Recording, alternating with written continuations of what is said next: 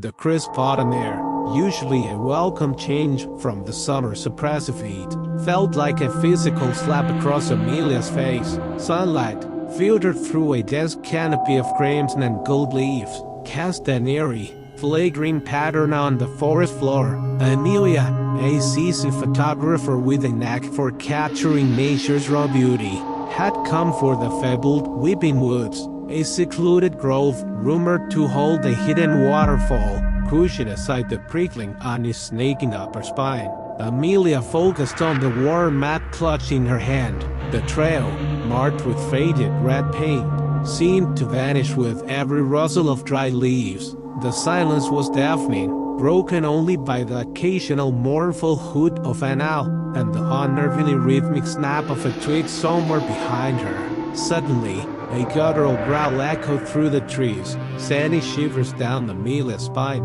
She spun around, heart hammering against her ribs. Through the dense undergrowth, two luminous yellow eyes reflected the fading light. Brr, sharp and cold, flooded her, backpedaling. She tripped over a gnarled root, crashing onto the damp earth. Silence descended, thick and heavy, scrambling to her feet.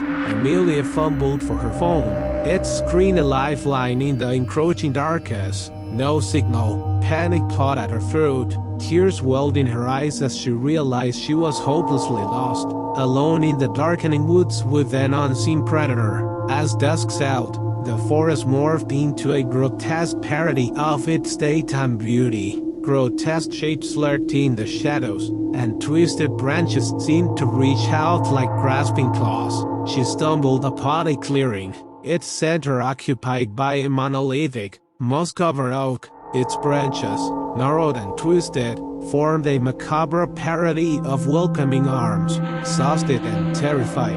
Amelia huddled beneath the oak, its gnarled roots digging into her back. The chilling symphony of the night began. The hoots of owls, the rustle of unseen creatures, and the ever-present, unnerving snap of the twig.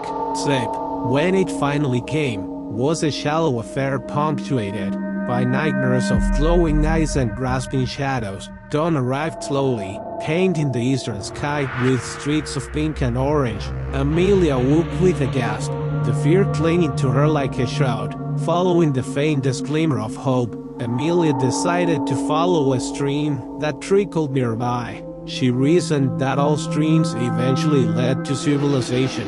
The journey was arduous, the terrain treacherous. Thorns ripped at her clothes, and the damp earth sucked at her boots. The snapping twig sound followed her relentlessly, a constant reminder of the unseen menace. By midday, exhausted and desperate, Amelia stumbled upon a sight that sent chills down her spine.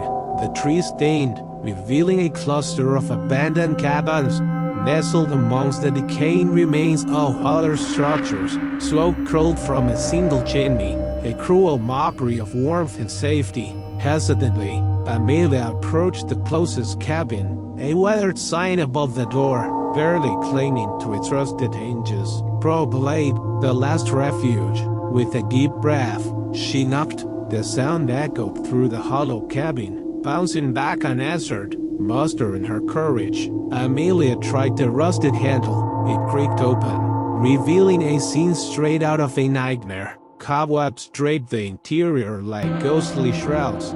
Furniture lay overturned, and a layer of dust covered everything. In the center of the main room, a crude altar made of broken branches lay undisturbed. On top, a desiccated rabbit carcass lay half-picked clean, its bony fingers curled in a macabre gesture. Panic swelled in Amelia's chest, choking her with a primal fear. She slammed the door shut, the splintering wood echoing in the stillness, but the sound was overshadowed by a new, horrifying chorus, a low, guttural growl that erupted from deep within the woods, turning to flee. Amelia tripped over a gnarled root and fell. As she scrambled to her feet, she saw it for the first time, a hulking figure emerging from the trees. It stood taller than any man she had ever seen, its emaciated body covered in matted fur. Its head, grotesquely elongated, was dominated by a gaping mouth filled with rows of razor-sharp teeth. Luminous yellow eyes, like burning embers, locked onto Amelia. The Wendigo, the creature of legend whispered about by her grandmother, stood before her, a living embodiment of insatiable hunger. In that moment, time seemed to slow down. Amelia watched, paralyzed by fear, as the creature took a lumbering step towards her. A guttural growl escaped its throat, the sound of pure hunger. Just as the Wendigo launched, a chilling scream ripped through the air.